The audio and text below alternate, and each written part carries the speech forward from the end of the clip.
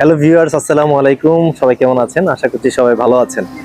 আসলে আজকে র্যান্ডমলি ভাবে আমরা ঘুরতে ঘুরতে আজকে আমরা চলে আসছি নদীর পাড়ে। আজকে ওয়েদারটাও অসাধারণ, বৃষ্টি আসার আগ মুহূর্তে কিছু ওয়েদার আমরা আপনাদের সাথে শেয়ার করবো। বৃষ্টি আসার আগ মুহূর্তে নদীর ওয়েদারটা কেমন থাকে, আই হোপ সো খুবই ভালো হবে।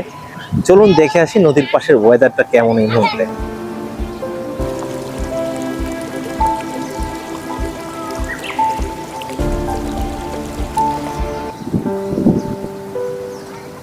আসলে আপনাদেরকে যেমনভাবে বলছিলাম যে ওয়েদারটা, বৃষ্টির আসার আগ মুহূর্তের ওয়েদারটা অসম্ভব রকম সুন্দর হয়। দেখতেই পাচ্ছেন একটা ভয়ঙ্কর রকম সুন্দর একটা পরিবেশ। আপনি যদি বলেন যে পরিবেশটা কেমন, এটা আমি actually I can explain that, যে এত সুন্দর, যেমন সুন্দর বাতাস, পরিবেশটাও খুব মেঘাচ্ছন্ন, মানে এক কথা অসাধারণ। চলুন আর কিছুক্ষণ ঘুরে দেখি, সামনে আরো কিছু শিপিং কার্গো আছে ওখানে, আমরা ওখানে ওই জায়গাটাও এক্সপ্লোর করবো যে অ্যাকচুয়ালি কেমন ওই জায়গাটা।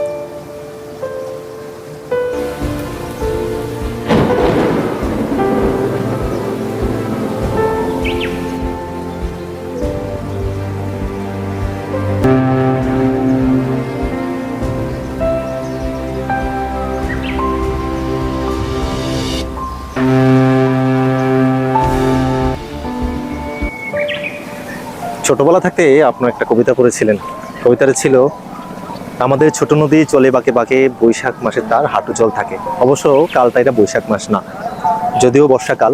বর্ষাকালে দেখতে পাচ্ছেন নদীর পানি অনেক। এই নদীটা নাম হচ্ছে শীতলক্ষ্যা নদী।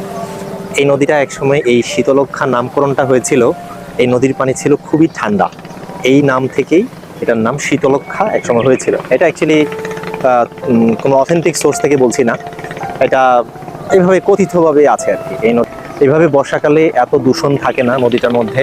বর্ষাকালটা শেষে যখন শীতকাল আসে, তখন এই বিভিন্ন ধরনের আমাদের যেই গার্মেন্টসের যেই বর্জ্যগুলো আছে, কেমিক্যালগুলো আছে, এই পানিটাকে খুব দূষিত এবং কালো করে ফেলে।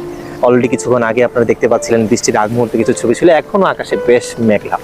তো এইখানে দেখতে পাচ্ছি কিছু শিপ আছে, এটা দেখতে খুব ভালো লাগছে জায়গাটাকে। এই শিপগুলো দিয়ে আসলে আরো বেশি দৃষ্টিনন্দন করছে এই শিপগুলো, এই জায়গাটা।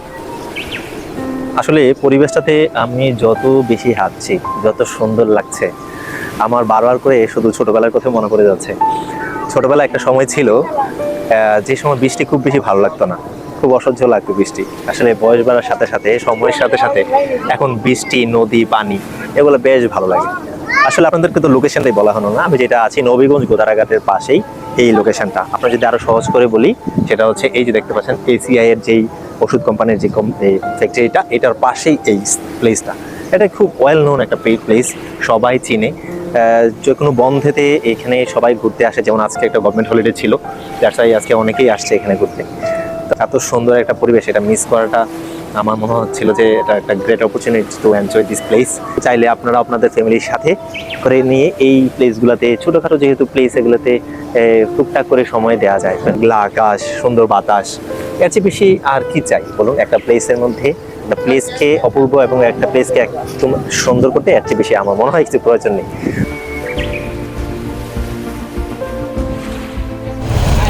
আসলে বৃষ্টি এমনভাবে হওয়া শুরু করছে, এই জন্য আসলে আমরা আর পুরোপুরিভাবে ঘুরতে পারি না। এখানে অনেকগুলো জায়গা ছিল ঘোরার জন্য।